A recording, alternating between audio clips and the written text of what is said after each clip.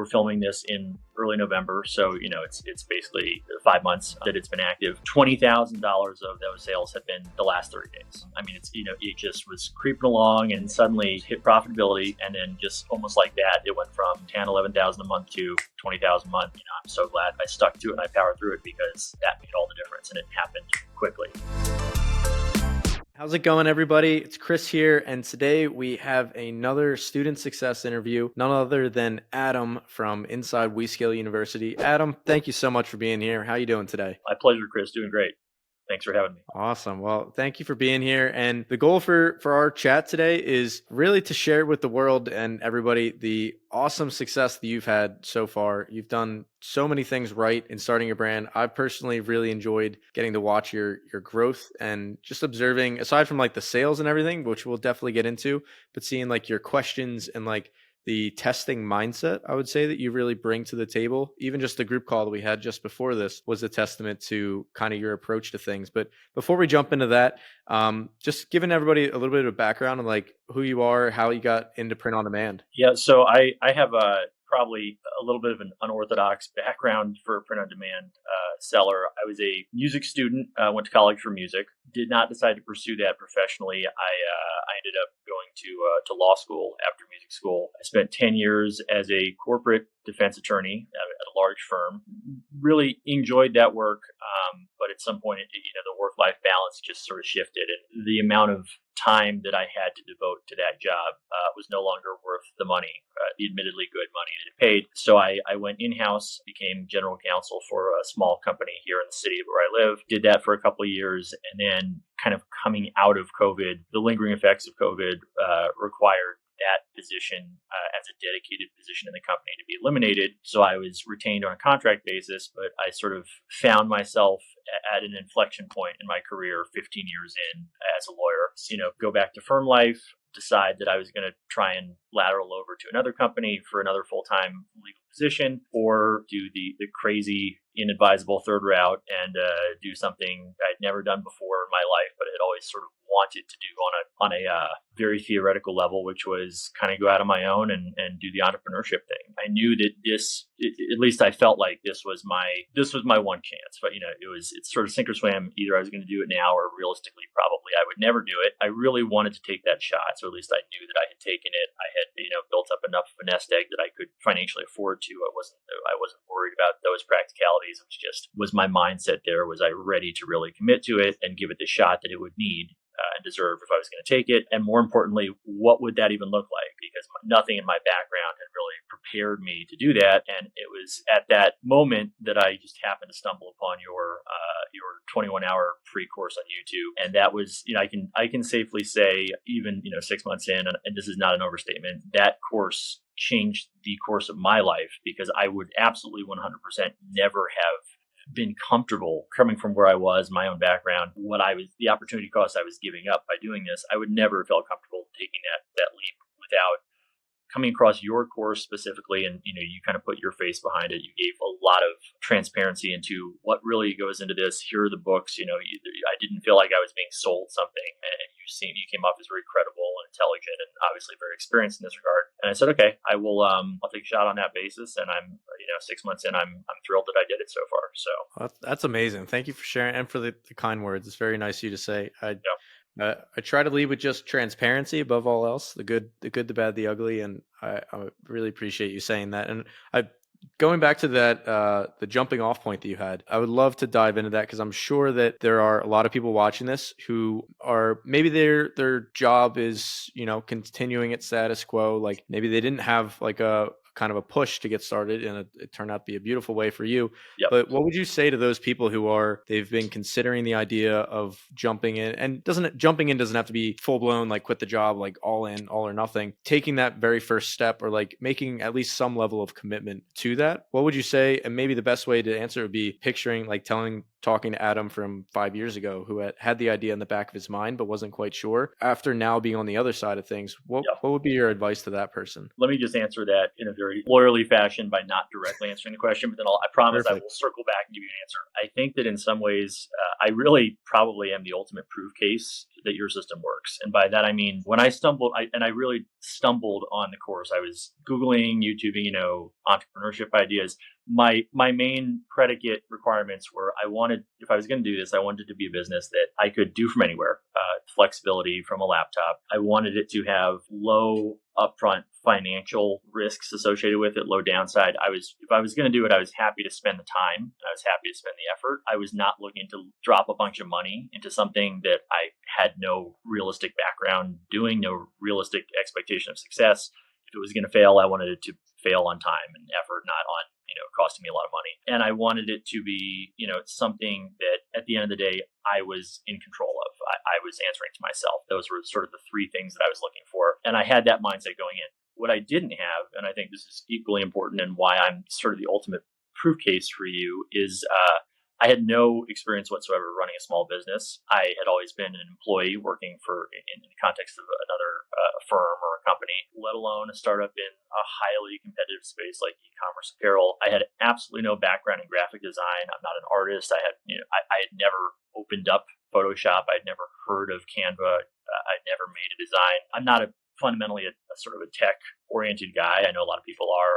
I hadn't spent a second of my time playing around even with any of the new visual AI programs. To be completely honest, I don't even think at this point I own, and I had not owned at that point, a single graphic t-shirt. I didn't know what print on demand was as a concept or a business model. I was, in the truest sense of the word, a completely blank slate with respect to every substantive topic of this business model. When I saw, 21-hour free course pop up, and I said, oh, I'll give this a view. What can I lose for an hour or two? To answer your question, I think the two things, or to start answering your question, the two things I brought to the table, which I think made all the difference, at least for me, and I think the only two things that really mattered, and this is what I would tell myself, a year ago, once I decided that I was going to make this leap and sacrifice the opportunity cost and really commit to this, I absolutely brought a burn the boats, win or learn mentality into it. And I said, that's, that it doesn't matter how bad the day to day gets, how frustrating it gets. If I'm committing it, I'm committing it. And that's what it's going to be until I decide that this is either 100% not a viable business option for me, or I make it work and I decide I don't want to keep doing it.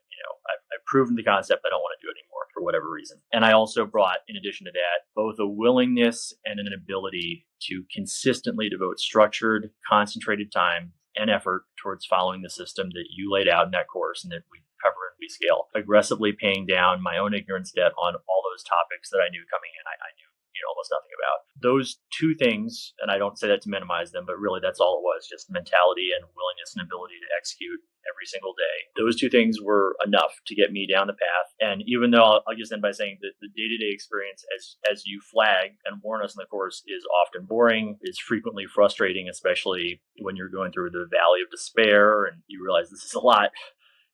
Even though Chris warned us, this is a lot more work and a lot more difficult than I understood emotionally, even if conceptually I understood it starting out, even on a day-to-day level when that's something that you're battling. And I think that battle is toughest when you haven't done it before and you haven't felt, oh, I had a bunch of sales come in, I had a profitable day-to-day. Even at that point, I still enjoyed the personal growth that I felt like I was experiencing, and I took solace in that, even in the low days. And I did really focus on the lose or win or learn mentality. And there were a lot of learning days. And looking back now, 6 months in, I am humbled and also thrilled with the personal growth that I've experienced in the professional growth and learning those skills through this process. I'm really looking forward to reaping the rewards now and just building this brand and scaling further in 2025. So I hope that answered the question a little bit. That's amazing. More lawyer-esque questions or answers would be phenomenal. I love that. Very structured. And three really big things that I took away from that is, number one, you had the burn the boats moment where you were no longer looking back, you were only looking forward. And then a second thing that I haven't heard too many other times that I love is that you had a very clear end goal or decision point in your mind of I'm either going to prove this is viable and continue with it, or I'm going to say it's not viable and then go the other way, which is a very logical, it makes so much sense when you hear it, but it gives you a clear, this is my start point, not going backwards. We're only going forwards, and this is the point we're going to get to. And then I can reevaluate things once I get there, But in between now and then, I'm going to commit to the process, any process really, and just see it through. And then the third thing, like I love the win or learn reminder for everybody because it's challenging, as we're putting in the effort day to day and trying our best, but not seeing the immediate like sales results that we all want, which is just natural in any business. But you were self aware of the other benefits you were reaping insofar as like your own personal development. And perhaps those served as like micro reminders of that you're on the right track, that progress is being made, and it's just a matter of time before the sales come. It's you're self-aware of all the leading indicators of what will ultimately be the lagging indicator, which is your sales, which is awesome. And then I'm curious, so once you jumped in and you started with print on demand, what were some of the early days like for you as you're surely drinking from a fire hose, just trying a lot of different things, trying to get your arms around it? What was that process like for you? Yeah, so I sort of discovered your course in mid-May 2024, and I understand, I think WeScale had launched about a month before that, so I wasn't even immediately aware. I know you plugged it a couple times in the course, mentioned it, but I said, I'm so far removed from needing to join a community at this point. I just need to learn the very basics that are laid out in this course, and then we'll cross that bridge if and when we come to it. So I remember, just methodically working through your course, and it's not the sort of thing where you watch the Facebook ad section and then you do it, and then you say, okay, I'm done with the Facebook ad section. I would watch it, go back, watch it again, parse out little parts, and really focus in on trying to get the big picture the first time, then really hone in on what were you saying, where the nitty gritty, because the devil's always in the details on subsequent rewatches. And I did that and followed it, very closely step by step for, I don't know, a month, 6 weeks. And then at that point, I felt like, okay, I'm sort of ready. By followed, I mean, not only was I setting up the stores and all that, but I was doing my first designs, which in retrospect are frankly embarrassing and will probably never sell. I was following all that, building up the catalog, and then I said, okay, even though I was well aware that I was still far from a master in any of these regards, I thought that I had followed it well enough, and I had a general understanding on a sufficient level that I was ready to launch the store. Launched that in early July, and it became quickly clear that there was still even more to learn than I had expected at that point. And surprise, surprise, my initial 150 whatever designs did not set the world on fire. They set my money on fire in the Facebook ad account. And that was sort of the point where I said, look, I've gone far enough down this path, and I'm really committed enough that it doesn't make sense for me to be penny wise and pound foolish about just going ahead and joining the WeScale paid community. If I'm going to do this, I need to really do it. It makes sense at this point that I'm far enough down the path that community support, being able to bounce ideas off other people, being able to ask Chris direct questions on calls and things, really was sort of the make or break contingency for me at that point in terms as far as scaling and dialing in profitability. So I bit the bullet, I think, after 2 weeks of very humbling performance of the store, and that was definitely another turning point where at that point I really started learning more about the nuances that are not not that they're not covered in the course, but you can't cover everything even in 24 or 21 hours.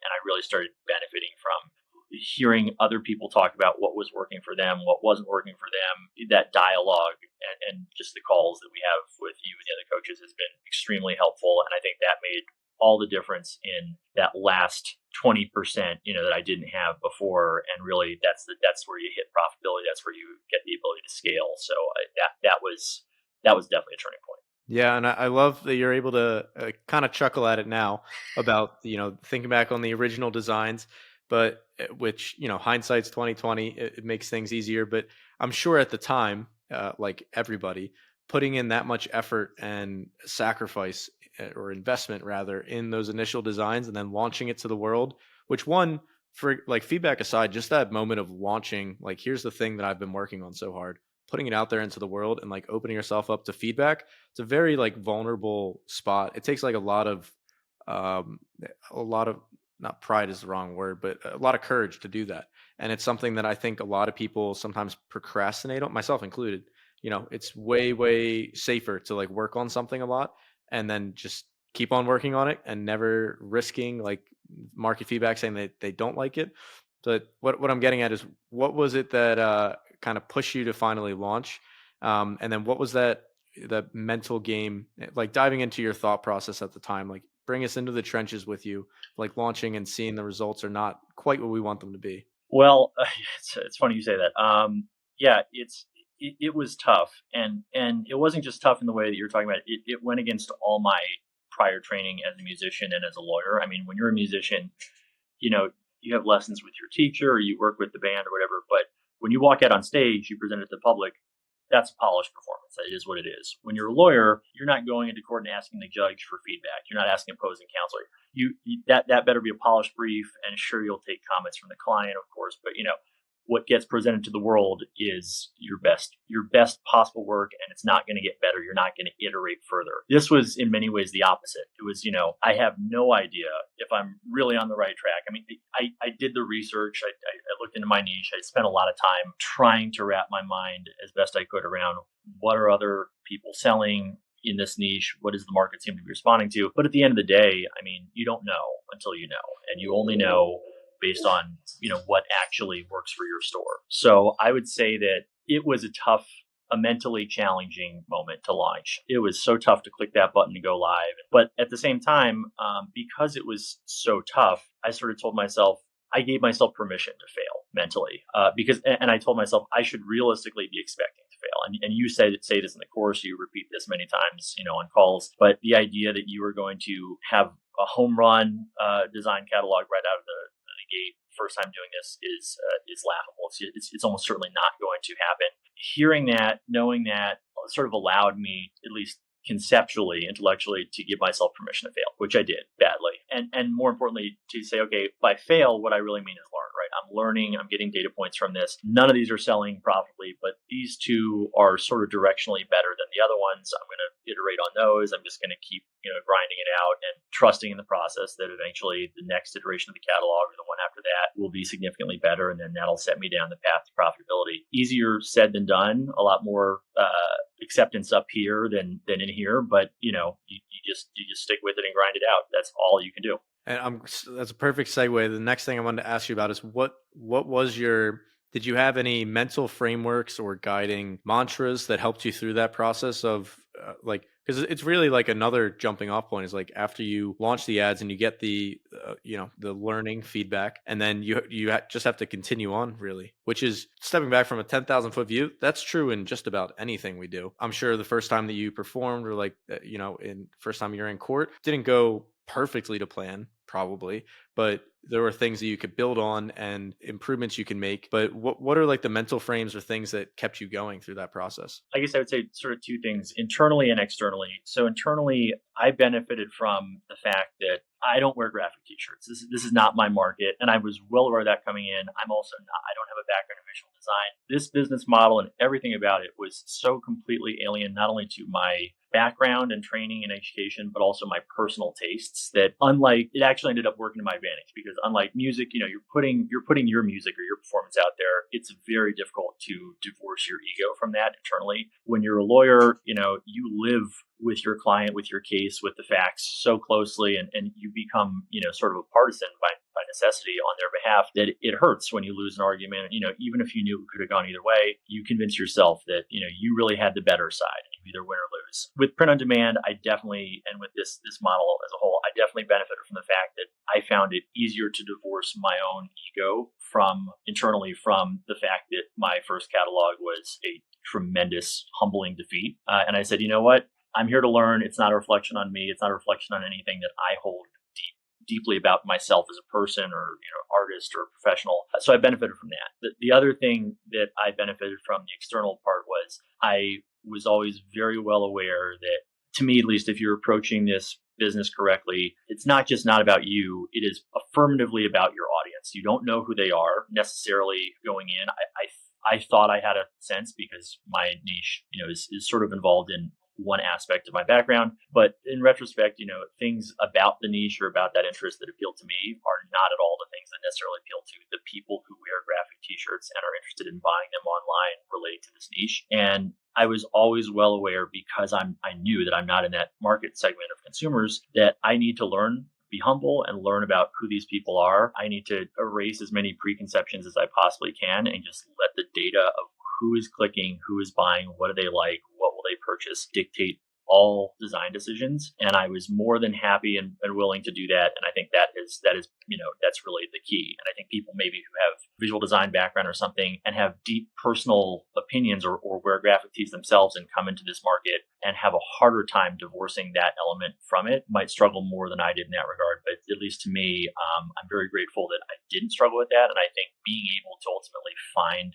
that point is going to be critical for anyone who wants to succeed in this business from what I can tell, at least based on my experience. Definitely. And then taking us even further in that journey. So after you've been objective, you're able to successfully separate outcome from personal identity, which is a huge key, something Yep. we've heard time and time again from successful students.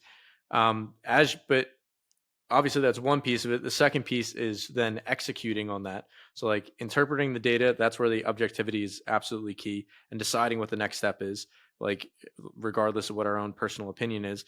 But then the second piece is the execution. And like the next step after we launch 100, 150 designs is okay, now I need 50 more designs or 100 more. So what was it that as you're going through that process, and maybe even outside of mindset, like tactically, what were the things you were doing, like takeaways for people watching this? What were the things that, like the point you're at now, which we'll get to in a second? Yeah. Clearly you've had success. So what was it that helped you close that gap as fast as you did? I should say that in addition to giving you and your course credit for laying out a blueprint that someone like me could follow, I don't think this business model would have worked nearly as well. Maybe wouldn't have even been logistically feasible for me or something I would have pursued if it weren't for the fortuitous rolling out of visual AI programs. Like right, the year and a half right before I sort of dived in, because like I said, I have no background whatsoever in visual design. I'd heard of Photoshop, never used it, never even heard of Canva. I now have sort of rudimentary skills because we have to do mock-ups of shirt designs, but I can count on probably two hands the number of actual shirt designs that I personally have put together in Canva. Still haven't used Photoshop. I rely almost entirely on visual AI. Ideogram in my case is the specific program. Paying down the ignorance debt, overcoming the learning curve, really mastering that one program, and again, I built my entire catalog essentially on that. I don't use Mid Journey. There's a bunch of options. I know you have Mystic Pod. I probably would have jumped into Mystic if it had been available when I first to the public when I first started. It wasn't, so I started just going down Ideogram, and I've stuck with it. It's just getting comfortable with that process of being able to either take a source image and use Ideogram to change it into an original design, or start with the text prompt and knowing how Ideogram will respond to text prompts and sort of using it in that fashion to create original designs and get good at it, get quick at it. That was so key. And also, I would say the other thing is developing an eye for what is more likely than not going to be a good design. And it can be simple. It can be 100% text based. It doesn't have to be fancy. That's something else I learned. In fact, often simple sells better. But honing that sense of just, through testing, through seeing what is generating data that's favorable to what I'm looking for, of what my niche and my buyers actually will respond to and purchase, and then letting that data guide my sort of iteration choices using Ideogram was really key. And I don't think there's any shortcut for that. I think that's just time spent studying the market, and a breadth of looking at competitor stores, hours and hours of what's selling, what are people responding to, and then working with Ideogram or whatever program you want if you do want to use Canva, and then just fine tuning your own catalog based on that data driven analysis, taking into account who you're selling to as best you can. Pulling from something that I heard you say at the beginning to what you just said now, the ignorance that you paid down, it sounds like you had, through the whole process, you had a very clear 10,000 foot view of not just the business model, but also your own personal skill sets and where the potential gaps would be. And it sounds like that was something you were, in a really good way, self-aware of, to the point that you made it a point to like go out of your way. I think it's great. Like pick a tool, stick with it, learn the ins and outs. Like there's nuances to any tool. So like just get good at it. And it sounds like you were very aware of the fact that that was a important skill that you needed to learn and get proficient at in order to be successful in the business. And then you just kept hammering on that until you got there. Yeah, 100%. And I know you're a big fan of Alex Hormozy. I am as well. And I just sort of said, look, he makes the case that you can and you should scale your business financially using one main driver of traffic up to $1 million a month. If you're under $1 million a month in sales, don't even spend your time expanding out. It's become a master of that trade before you become a jack of others. And I said, I would have to assume until proven otherwise that the same principle holds true as far as design, right?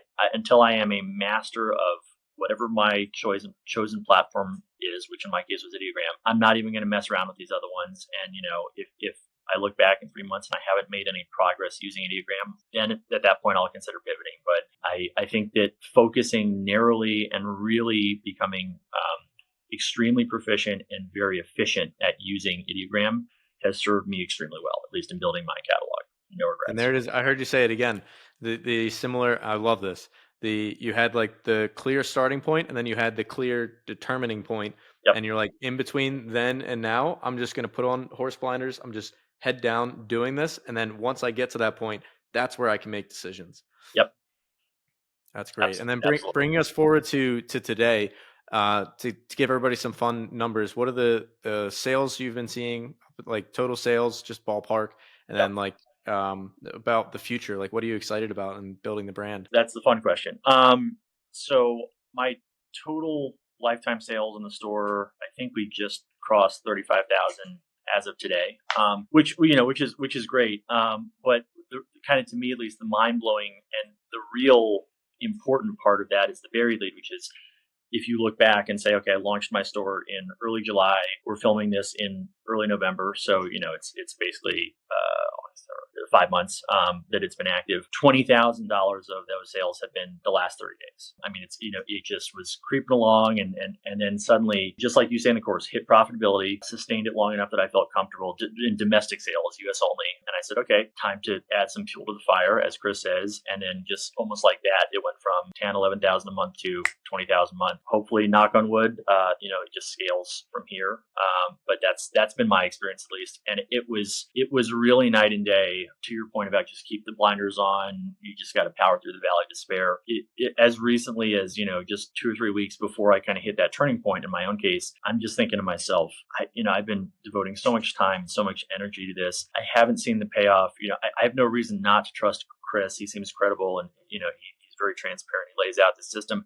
Maybe it just doesn't work for me for some reason. Maybe it is an issue. And I just, at that point, actually, I visualized the graphic, which I think is a great one, of the miner who's digging the mine.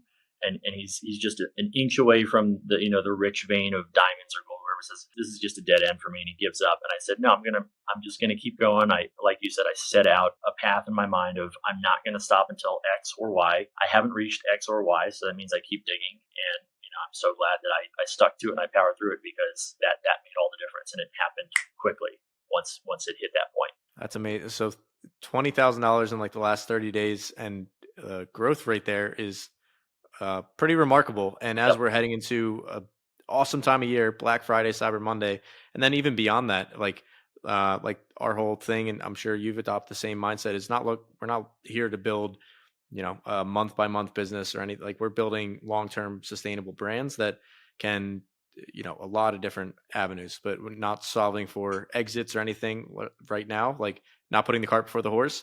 But what is it like picturing 6 months, a year down the road? What would excite you? Like, what would be a place that you'd like to see the brand? I would be thrilled if a year from now my store is tracking sort of your 0 to 7 figure store that you've shown on your social media and YouTube. Beyond that, to be honest with you, I haven't even given it more thought.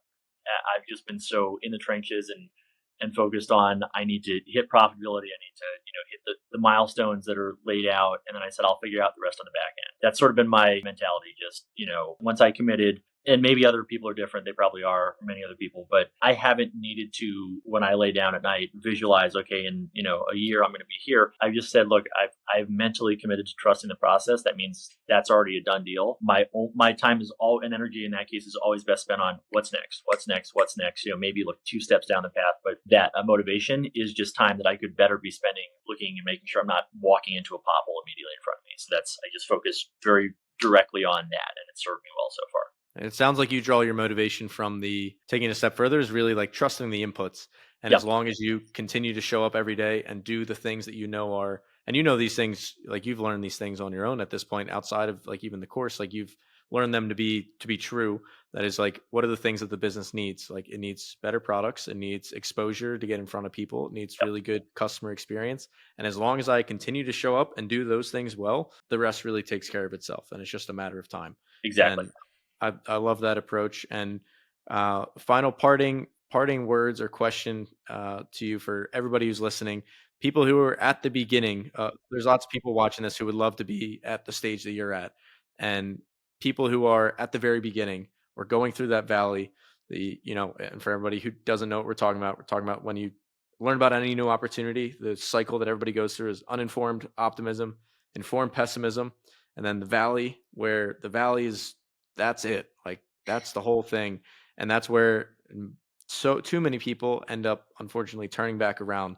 But Adam here has pushed through that. What is your advice, Adam, or not shooting on anybody? What's your personal experience share for anybody who's going through that valley right now and motivation to keep them going? That's where the money's made.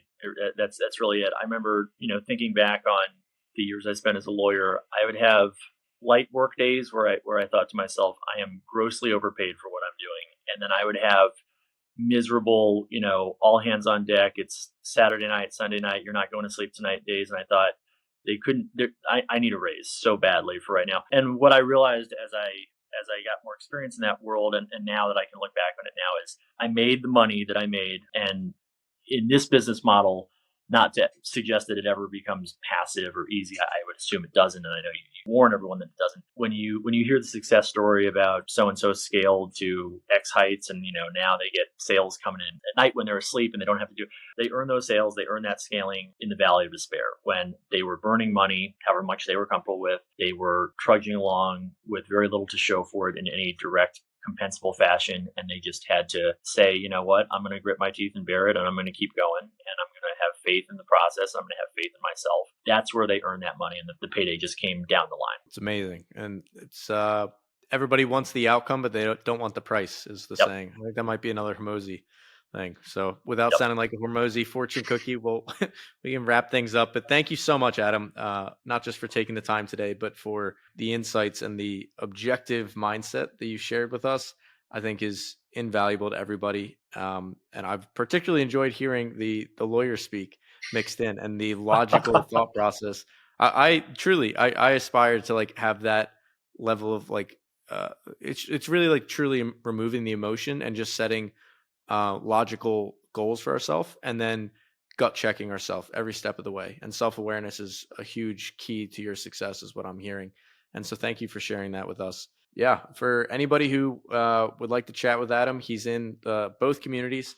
If you want to ask him any questions, you can try to DM him. I'm sure he's a busy guy, but thank you, Adam, for being here. And if anybody has any questions for him, you can always just comment down below. Anyway, thank you, Adam, for being here. And thanks, everybody, for watching. We'll talk to you guys soon.